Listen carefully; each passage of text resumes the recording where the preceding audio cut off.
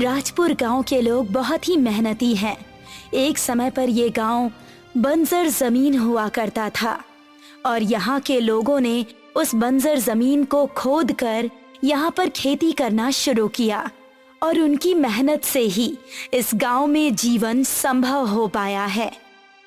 मैं सोच रहा था कि हमारे गांव का कुछ विकास होना चाहिए ताकि गांव को जीवन जीने के लिए और भी सुख सुविधाएं मिले। हाँ, तुम ठीक कह रहे हो भाई, पर ये होगा कैसे?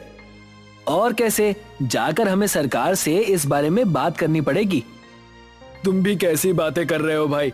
आज तक क्या सरकार ने हमारे गांव के लिए कुछ किया है भला, जो अब कुछ करेगी? हाँ, बात तो तुमने ठीक कही है, पर हमें एक बार कोशिश तो करनी ही चाहिए। तो ऐसा करो, तुम ही जाकर बात कराओ। अगर बात बन गई तो बहुत अच्छी बात, और नहीं बनी तो इससे अच्छी और बात कोई हो ही नहीं सकती। तुम्हारी बात तो मेरी समझ में ही नहीं आई भाई, पर मैं जाकर देखता हूँ, क्या पता सरकार को मेरी बात समझ में आ जाए। नंदू वहाँ से सीधे सरकारी विभाग की तरफ जाता है। पूरा दिन पैदल चलने के बाद शाम तक वो सरकारी दफ्तर में पहुँच जाता है और वहाँ जाकर देखता है कि दफ्तर से सभी लोग जा चुके हैं और वहाँ का चपरासी दफ्तर को ताला लगा रहा है। कौन हो भाई तुम, और इस समय कहाँ जा रहे हो? मैं नंदू हूँ, राजपुर गांव से, और अपने गांव के विकास के बारे में बात करने के लिए यहाँ आया हूँ। अभी तो ऑफिस बंद हो गया है, ऐसा करो तुम कल आ जाओ। ठीक है, मैं कल आता हूँ। नंदू वहाँ से फिर से पैदल घर के लिए चल देता है और उसको घर पहुँचते पहुँचते रात हो जाती है। पैदल चलकर बहुत थक गया हूँ, अभी जल्दी सो जाता हूँ ताकि कल जल्दी सरकारी दफ्तर जा सकूं। नंदू सुबह का बासी खाना खाकर सो जाता है, पर वो आज बहुत थका हुआ है, इसीलिए सुबह को उसकी नींद देर से खुलती है। वो बाहर आकर देखता है कि सूरज तो सिर पर चढ़ आया है। ये मुझे आज क्या हो गया? आँख ही नहीं खुली। जल्दी से दफ्तर के लिए निकल जाता हूँ, नहीं तो आज फिर से देर हो जाएगी। नंदू बिना खाना खाए ही सरकारी दफ्तर के लिए निकल पड़ता है। वो दिन भर भूखे पेट ही पैदल चलकर शाम होने से पहले दफ्तर जा पहुंचता है। वहां देखता है कि एक लेडी दफ्तर से बाहर निकलने के लिए आ रही है। जी, क्या आप इसी दफ्तर में काम करती हैं? हाँ, क्यों? मैं नंदू हूँ, राजपुर गांव से। नंदू आगे कुछ कह पाता, तब तक वो लेडी उसे टोकते हुए कहती है, तुम्हारी जो भी समस्या है कल ऑफिस में आकर बताना, अभी तो मैं घर जा रही हूँ। आप घर जा रही हैं, पर अभी तो ऑफिस का समय है। क्यों नहीं जा सकती घर? तुम कौन होते हो मुझे रोकने वाले? जी, मैं आपको रोक नहीं रहा हूँ, बस इतना कह रहा हूँ कि आप मेरी समस्या सुन लीजिए और आपसे जो हो सकता है उसका समाधान करने की कोशिश कीजिए। अभी मैं घर जा रही हूँ, तुम कल आ जाओ, मैं कल तुम्हारी समस्या सुन लूंगी। देखिए मैडम, मैं कल भी आया था और देखा कि दफ्तर में कोई नहीं है, इसलिए आज जल्दी आ गया, और आज भी आप जल्दी घर जा रही हैं। आप कम से कम मेरी समस्या तो सुन लीजिए। मैं अभी कुछ भी नहीं सुनूंगी, जो भी कहना है कल आकर कहना। इतना कहकर वो लेडी वहाँ से चली जाती है। नंदू उसको आवाज भी लगाता है, पर वो लेडी उसकी आवाज को अनसुना करके अपने घर चली जाती है और नंदू अपना उदास चेहरा लिए दफ्तर को देखने लगता है। तभी वहाँ का चपरासी बाहर आता है और दफ्तर को ताला लगाता है। कल आ जाओ भाई, इसी तरह यहाँ पर खड़े रहने का कोई मतलब नहीं है। तुमने कल भी यही बात कही थी भाई, इसलिए आज मैं जल्दी आ गया था, लेकिन तुम्हारी ये मैडम तो आज समय से पहले ही चली गई। अब इसमें हम क्या कर सकते हैं? अफसर लोग हैं, अपने हिसाब से आते जाते हैं, अब भला उनको कौन रोक सकता है? अब तो मुझे यही इंतजार करना पड़ेगा, क्योंकि क्या पता कल जब मैं घर से आऊं तब तक तुम्हारी मैडम फिर से घर चली जाए। जैसी तुम्हारी मर्जी। वैसे यहाँ रात को बहुत ठंड लगती है, तुम उसकी चिंता मत करो, मैं अपने गांव की भलाई के लिए ये ठंड सह सकता हूँ। वो चपरासी वहाँ से चला जाता है और नंदू वहीं दफ्तर के बाहर अगली सुबह होने का इंतजार करता है। पूरी रात वो ठंड में ठिठुरता है और अगली सुबह होने पर मैडम के आने का इंतजार करता है। आधा दिन बीत जाने के बाद मैडम दफ्तर में आती हैं। नंदू उनके पास जाता है और अपनी समस्या बताता है। मैडम, हमारे गांव में सरकार द्वारा कोई भी विकास नहीं हुआ है, इसीलिए मैं चाहता हूँ कि सरकार हमारे गांव में कुछ योजनाएं लाए ताकि गांव वालों का जीवन और भी सुलभ हो सके। तुम्हारे गांव में खेती तो होती है ना? जी हाँ, हमने खुद ही खेत बनाए हैं, हाथों से खोद कर। जब खेती होती है तो इससे ज्यादा और क्या चाहिए तुम लोगों को? खेतों में अनाज बो और उसे काटो। फिलहाल हमारे पास तुम्हारे गांव के लिए कोई भी योजना नहीं है। नंदू उनसे बहुत रिक्वेस्ट करता है, पर वो उसकी बात का कोई जवाब नहीं देती और नंदू को मन में निराशा भरकर वहां से खाली हाथ अपने गांव वापस लौटना पड़ता है, जहां पर नमकू उसको देखकर समझ जाता है कि क्या बात है। तुम्हारे उदास चेहरे ने सब कुछ बता दिया है, पर तुम चिंता मत करो, हम सब मिलकर कुछ न कुछ उपाय जरूर निकाल लेंगे। अब सभी गांव वाले एक पंचायत बिठाते हैं और वहां पर फैसला लेते हैं कि अब इस गांव को पर्यटन के हिसाब से बनाना पड़ेगा। इसीलिए सभी गांव वाले मिलकर गांव में तरह तरह के फूलों के पौधे लगाते हैं। अब देखना, लोग हमारे गांव में घूमने के लिए आएंगे। चारों तरफ पहाड़ हैं और झरने हैं, साथ ही फूल लगाकर हमने अपने गांव की सुंदरता को और भी बढ़ा दिया है। कुछ दिनों में वहाँ कुछ अंग्रेज घूमने के लिए आते हैं और उनको गांव बहुत पसंद आता है। शाम को घूमने के बाद वो गांव वालों से चाय और नमकीन मांगते हैं। बेटा, चाय तो हम लोग हर दिन पीते हैं, पर ये नमकीन आज तक नहीं पी। अरे आंटी, ये नमकीन पीने के लिए नहीं, खाने के लिए होती है। इसको चाय के साथ खाते हैं। खाते होंगे बेटा तुम्हारे देश में, हमारे यहाँ तो सिर्फ चाय ही पी जाती है। नहीं आंटी, नमकीन सिर्फ हमारे देश में ही नहीं बल्कि भारत में भी खाई जाती है। मुझे तो नहीं पता बेटी, मैं तो आज पहली बार तुम्हारे मुंह से सुन रही हूँ। आंटी, हम लोगों को चाय के साथ नमकीन खाने की आदत है, बिना नमकीन के हम लोग चाय नहीं पीते हैं। तुम कह रही हो तो सच ही होगा, पर बेटा मेरे पास नमकीन तो नहीं है। ठीक है आंटी, आपने बड़े प्यार से चाय बनाई है, इसलिए हम सभी इस बार बिना नमकीन के ही चाय पी लेते हैं, पर अगली बार से आप चाय के साथ नमकीन भी दीजिएगा, नहीं तो कोई भी आपकी चाय नहीं पिएगा। ठीक है बेटा, मैं किसी को शहर भेजकर नमकीन मंगवा लूंगी। सभी अंग्रेज बिना नमकीन के ही चाय पी रहे थे। थोड़ी चाय पीने के बाद उनको बिना नमकीन की चाय पसंद नहीं आती और वो सभी चाय फेंक देते हैं। ये देखकर बूढ़ी अम्मा को बुरा लगता है। अंग्रेज बूढ़ी अम्मा को उनकी चाय का पैसा देते हैं और वहाँ से चले जाते हैं। तब अम्मा नमकू को आवाज लगाती है, नमकू, अरे बेटा नमकू, जल्दी यहाँ आ जा।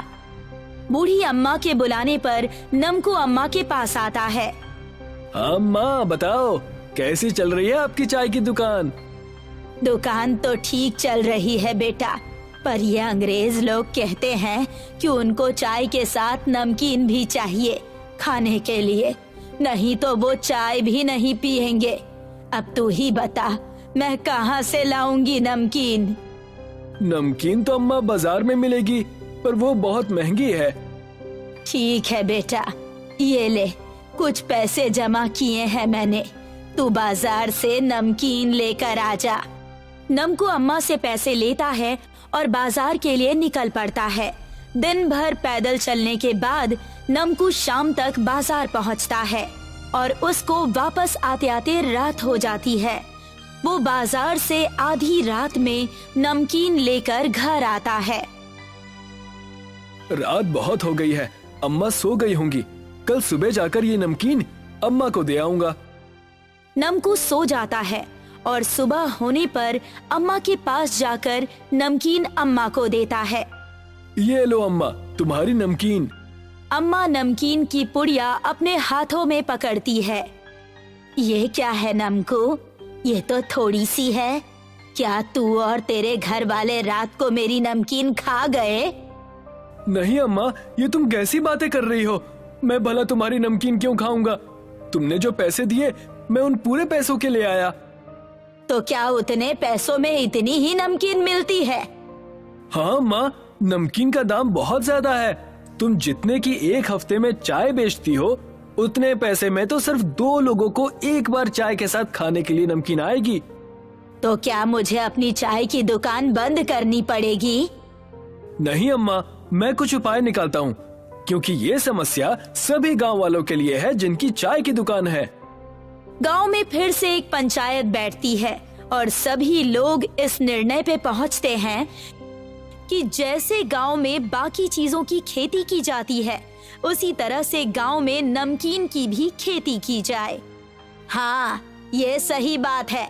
हम लोग आज से नमकीन की भी खेती करेंगे।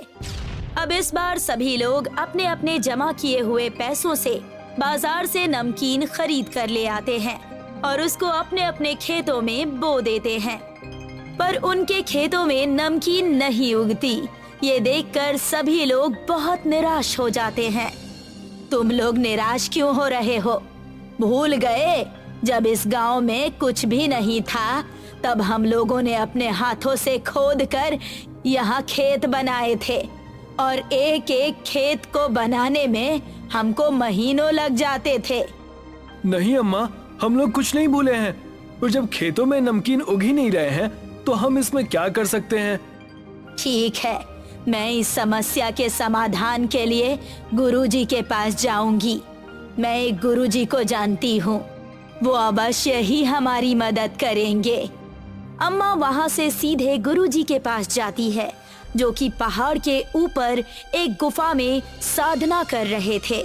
अम्मा उनको अपनी समस्या बताती हैं, जिस पर गुरुजी उनको एक उपाय बताते हैं और अम्मा उस उपाय को लेकर गांव में आ जाती है। गुरुजी ने एक कलश के बारे में बताया है, जो कि एक गांव से दूर जंगल में एक बड़े झरने के नीचे रखा हुआ है। उस झरने से अगर हम लोग वो कलश ले आए तो हम नमकीन की खेती कर सकते हैं। पर अम्मा, उस कलश का नमकीन की खेती करने से क्या मतलब? उस कलश में अरब सागर का नमकीन पानी भरा हुआ है। अगर हम उस पानी को अपने खेतों में छिड़केंगे तो उससे हमारे खेतों में नमकीन उगाएंगे। ठीक है अम्मा, तो हम आज ही उस कलश को लेने के लिए जाएंगे और तुम भी हमारे साथ चलोगी। गांव के सभी लोग बूढ़ी अम्मा के साथ जंगल की तरफ जाने लगते हैं। कुछ देर तक पैदल चलने के बाद वो लोग झरने के पास पहुंच जाते हैं। ये वही झरना है बेटा, जिसके बारे में गुरुजी ने बताया था। वो देखो, वहाँ नीचे कलश दिखाई दे रहा है। नमकू कलश को लेने के लिए जाता है, पर झरने के बहाव से वो बह जाता है। ये देखकर गांव वाले चिंतित हो जाते हैं। लगता है पहले हमें इस झरने की दिशा को बदलना होगा। पर ये तो बहुत कठिन काम है अम्मा। हमको भी तो आसान काम करने की आदत नहीं है ना बेटा, और वैसे भी कलश मिलने के बाद तो हम लोगों का जीवन आसान होने ही वाला है। चलो आ जाओ। अम्मा और नमकू के साथ सभी गांव वाले झरने के ऊपर पहाड़ी पर चढ़कर कुदाल और फावड़े से खोदने लगते हैं और खोदकर झरने की दिशा बदल देते हैं। उसके बाद नमकू जाता है और कलश उठाकर ले आता है। ये लो अम्मा, तुम्हारा कलश। ये मुझ अकेले का कलश नहीं है। इसका जादुई नमकीन पानी सभी गांव वालों को बराबर मिलना चाहिए, ताकि सभी अपने खेतों में इसका छिड़काव कर सकें। सभी लोग उस कलश के जादुई नमकीन पानी को अपने खेतों में छिड़कते हैं, जिससे उनके खेतों में नमकीन उगाती है, जो कि बहुत ही स्वादिष्ट और लाजवाब थी। अब जो भी अंग्रेज वहां घूमने आता, उनको चाय के साथ वो नमकीन भी दी जाती, जिसके बदले वो गांव वालों को अच्छे पैसे देते और धीरे धीरे गांव में पर्यटन बढ़ने लगा। पायल के बाबा शरद कैंसर के मरीज थे। इनके इलाज के लिए कमला कई घरों में नौकरानी का काम किया करती थी। कमला सुबह से शाम काम ही किया करती थी। कभी इस घर में तो कभी उस घर में। और रात को थकी हारी जब वो घर लौटती तो अपने घर का भी सारा काम किया करती थी। माँ, तुम मुझे खाना बनाना सिखा दो, कम से कम मैं ये तो कर सकती हूँ। हाँ हाँ, धीरे धीरे तू सब सीख जाएगी। कमला अपनी बेटी को खाना बनाना सिखाने लगी। जैसे जैसे कमला बोलती वैसे वैसे पायल किया करती थी। कुछ दिनों में पायल खुद ही खाना बनाने लगी। माँ, मैंने खाना बना लिया। अरे वाह, स्कूल से लौटकर तूने खाना भी बना लिया? हाँ माँ, होमवर्क भी हो गया और खाना भी बन गया। बहुत अच्छे। पायल ने अपने माँ पापा को खाना खिलाया। इस दिन पूरा परिवार खुश था। थोड़ी खुशी आई ही थी इनकी किस्मत में कि दुखों ने दस्तक दे दी। पायल के बाबा नहीं रहे। अब पायल की माँ और पायल अकेले पड़ गए थे। अब तक वो अपने बाबा की बीमारी ठीक करने के ख्याल से काम किया करते थे। अब बस तू ही मेरा परिवार है। मैं तेरी जिंदगी बेहतर कर सकूं, बस यही एक इच्छा है मेरी। कुछ समय बाद दोनों इस दुख से उबर गए। कमला फिर से काम पर जाने लगी। पायल स्कूल से लौटती और फिर स्कूल के बाद घर आकर सारा काम संभाल लेती। एक दिन की बात है, कमला थकी हारी घर लौटी। आज तो बहुत काम करना पड़ गया। हे राम, मेरी तो कमर ही टूट गई। माँ, क्या जिंदगी भर हम लोग ऐसे ही रहेंगे? क्या जिंदगी भर तुम काम वाले का ही काम करोगी? नहीं पायल, जब तू बड़ी हो जाएगी, अच्छा जॉब करेगी, तब मुझे काम वाली का काम करने की क्या जरूरत है? नहीं माँ, मैं चाहती हूँ कि हम कुछ ऐसा करें जिससे हमारी परिस्थिति बदल जाए। पर हम लोग क्या कर सकते हैं? तुम तो छोटी बच्ची हो और मैं अनपढ़। माँ, हम दोनों कितना अच्छा फरसान बनाते हैं ना?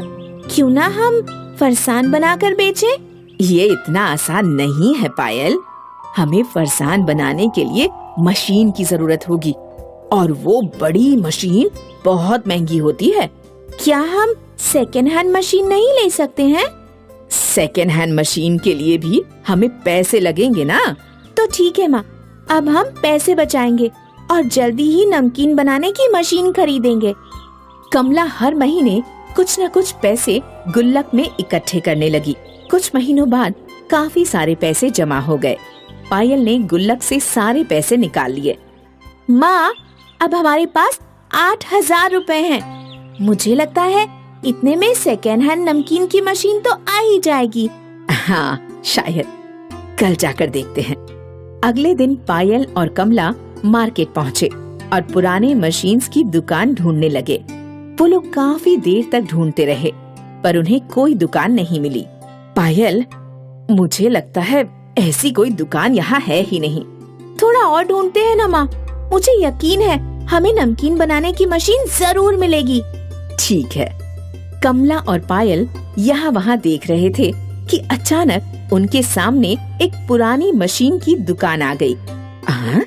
अभी अभी तो ये दुकान यहाँ नहीं थी, अचानक यहाँ कहाँ से आ गई? माँ, शायद हमने देखी ही नहीं होगी। जो भी हो, चलो ना अंदर चलते हैं। भैया, क्या आपके पास पुरानी नमकीन बनाने की मशीन है? हाँ है ना, आपको जो भी चाहिए हमारे पास मिलेगा। पर भाई, हमारे पास पैसे कम हैं। पैसों की चिंता ना कीजिए बहन जी, आपके पास जितने पैसे होंगे हम उतने पैसों में आपको मशीन दे देंगे। आइए अंदर आइए। दुकानदार ने उन्हें एक बड़ी सी मशीन दिखाई। ये देखिए। ये तो बहुत महंगी लग रही है। बिल्कुल नहीं। आपके पास कितने पैसे हैं? 8,000 रुपए। तो बस ये मशीन आपकी हुई। सच्ची? बिल्कुल। कमला और पायल मशीन लेकर घर आए और नमकीन बनाना शुरू कर दिया। कुछ घंटों तक वो दोनों मेहनत करते रहे। अब सो जा पायल, तुम्हें कल स्कूल भी जाना है ना, बाकी कल करते हैं। ठीक है माँ। कमला और पायल दोनों सो गए और अचानक आधी रात को वो मशीन अपने आप चलने लगी। उस मशीन ने बहुत सारे अलग अलग फरसान के पैकेट्स बना दिए। जब कमला और पायल सुबह उठे तो सारा घर फरसान के पैकेट से भरा हुआ था। माँ, क्या तुमने रात में ये सब किया? नहीं, मुझे लगा कि तुमने किया होगा। वो दोनों हैरान थे कि आखिर ये फरसान के पैकेट बनाए किसने, पर जो भी था उनकी मदद ही कर रहा था। अगली रात उन दोनों ने फिर से ढेर सारा नमकीन बनाने की तैयारी की और सो गए। इस रात भी मशीन अपने आप नमकीन बनाने लगी और पैक करने लगी, पर इस रात मशीन की आवाज से पायल की नींद खुल गई। पापा! पायल देखकर चौंक गई कि उसके बाबा की आत्मा नमकीन बना रही थी। कमला भी उठ गई। कमला और पायल दोनों की आंखों में आंसू थे। तो वो आप थे जो हमारी मदद कर रहे थे। मैं जीते जी तो तुम दोनों पर बोझ बना रहा, अब मरने के बाद तुम दोनों की मदद करना चाहता हूँ। पर पापा, आप हमें क्यों छोड़ के चले गए? मैं कहीं नहीं गया बेटा, मैं यहीं तेरे साथ हूँ और हमेशा तेरे साथ ही रहूंगा। जादुई नमकीन की मशीन मिलने के बाद उनकी जिंदगी बदल गई। उन्होंने अपनी खुद की दुकान खोल ली और अब कमला काम वाली का काम नहीं करती थी। शायद इसलिए कहते हैं, माँ बाप अपने बच्चों से हद से ज्यादा प्यार करते हैं, इतना कि मरने के बाद भी उनका भला ही सोचते हैं। गुंजनपुर गांव में रवि नाम का एक नाई था। वह बहुत ही चालाक था। वो लोगों को अपनी बातों में उलझाकर उनकी कटिंग के मुंह मांगे पैसे लेता था। लोग भी उसकी मीठी मीठी बातों में उलझ जाते थे। एक दिन रवि अपने एक कस्टमर की कटिंग कर रहा था। तभी गांव की एक लड़की निशा वहां से निकल रही थी। तभी वो रवि को इस तरह लोगों को बेवकूफ बनाते देख मन में सोचने लगी, ये रवि नाई तो कितना ठगी है, गांव के लोगों को कैसे ठग रहा है। कुछ तो करना पड़ेगा इसका, वरना लोगों को ऐसे ही लूटता रहेगा। रवि नाई के बारे में सोचती सोचती निशा घर पहुंच जाती है। निशा के परिवार में वो और उसके पिता ही थे। निशा जैसे ही घर के अंदर दाखिल होती है, निशा के पिताजी सुदेश निशा को देखकर पूछते हैं, क्या हुआ बेटा, तुम इतनी परेशान क्यों लग रही हो? सब ठीक तो है? कुछ नहीं पिताजी, बस यूं ही। मैं कुछ सोच रही थी। क्या सोच रही हो, बताओ। क्यों ना मैं हमारे गांव में खुद का सैलून डाल लूं? पर बेटा, गांव में रवि का सैलून है और वो बहुत पुराना है और सभी गांव वाले उसी के पास आते हैं। हाँ पिताजी, मुझे पता है, पर वो एक नंबर का ठगी है। सिर्फ लोगों के पैसे लूटता है और कुछ नहीं। मुझे उसको सबक सिखाना है। पर बेटा, वो तो बहुत पुराना है और गांव वाले उस पर यकीन करते हैं। पुराना है पर मेरी तरह टैलेंटेड नहीं। उसकी कटिंग में कोई खास बात नहीं है। हाँ, ये तो तुम सही कह रही हो, पर अब तुम क्या करोगी? अब मैं खुद का सैलून खोलूंगी, यूनिक क्लासिक हेयर सैलून। और उस सैलून के लिए जगह? उसका इंतजाम मैं कर लूंगी पिताजी, आप चिंता न करें। आप बस सैलून खोलने की तैयारी कीजिए। अच्छा ठीक है बेटा। दूसरे दिन निशा तैयार होकर सुबह सुबह गांव के गज्जू काका के घर पहुंच जाती है। गज्जू काका बरामदे में बैठे अखबार पढ़ रहे होते हैं। निशा अंदर जाती है। गज्जू काका निशा को देखकर कहते हैं, अरे निशा बेटा, आओ आओ, बैठो बेटा। निशा गज्जू काका के सामने खाट पर जाकर बैठ जाती है। गज्जू काका निशा की ओर देखकर कहते हैं, बेटा, आज हमारे घर कैसे आना हुआ? कोई परेशानी तो नहीं? नहीं नहीं काका, ऐसा कुछ नहीं है काका, बस थोड़ा काम था आपसे। बोलो बेटा। काका, मुझे आपकी बाजार के बीच वाली दुकान किराए पर चाहिए थी। अरे बेटा, किराए की क्या बात, दुकान तुम्हारी ही है, पर ऐसे अचानक कुछ नया शुरू कर रही हो? हाँ काका, मैं गांव में एक नया हेयर सैलून शुरू करना चाहती हूँ। पर बेटा, गांव में तो पहले से ही एक हेयर सैलून है, रवि का, और गांव के सारे बूढ़े से लेकर बच्चे जवान सब वहीं जाते हैं हेयर कटिंग करवाने। हाँ काका, मुझे पता है, पर वो एक नंबर का ठगी है। और वैसे भी पिताजी की तबीयत की वजह से मुझे गांव ही रहना पड़ेगा और मैं हेयर कटिंग में स्पेशलिस्ट हूँ, इसीलिए मैं इसी काम को आगे बढ़ाना चाहती हूँ। ठीक है बेटा, जैसी तुम्हारी इच्छा। गज्जू काका अंदर जाकर दुकान की चाबी लेकर आते हैं और निशा को दुकान की चाबी देते हुए कहते हैं, लो संभालो बेटा, ये दुकान आज से तुम्हारी। कुछ दिनों में निशा हेयर सैलून शुरू कर लेती है, पर कोई भी उसके सैलून में नहीं आता है। निशा बहुत उदास हो जाती है। और एक कोने में बैठ जाती है। तभी उसके दिमाग में एक आइडिया आता है, क्यों ना मैं पहले कुछ लोगों की फ्री में कटिंग करके मार्केटिंग करूं, जिससे मेरे सैलून का प्रचार हो सके। और फ्री हेयर कटिंग स्टार्ट करती है। थोड़े दिन में उसके सैलून पर भीड़ लगना शुरू हो जाती है। निशा गांव के लड़कों और आदमियों की उनके पसंद के कटिंग करती है, जिससे सब लोग उसकी कटिंग से बहुत प्रभावित होते हैं और रवि की दुकान पर जाना छोड़ देते हैं। इस बात का रवि को बहुत बुरा लगता है। एक दिन वो निशा के पास आता है और कहता है, लड़की होकर हेयर सैलून खोल रखा है और मेरे सारे ग्राहक भी खा रही हो। चुपचाप अपना ये सैलून बंद कर दो और जाकर कोई दूसरा काम करो। रवि की बातें सुन सैलून में बैठे लोग भी बाहर आ जाते हैं। निशा रवि की बात सुनकर रवि को एक जोर से थप्पड़ मारती है और कहती है, तुम्हें शर्म नहीं आती है? पहले तो अपने ही गांव के लोगों को कटिंग के ज्यादा पैसे लेकर लूटते हो और फिर मुझे आकर धमकी दे रहे हो। हिम्मत कैसे हुई तुम्हारी मुझे धमकी देने की? इतने में गांव के सारे लोग भी निशा का साथ देने आ जाते हैं और रवि को मारना शुरू कर देते हैं। गांव वालों की मार से बचकर रवि भाग जाता है।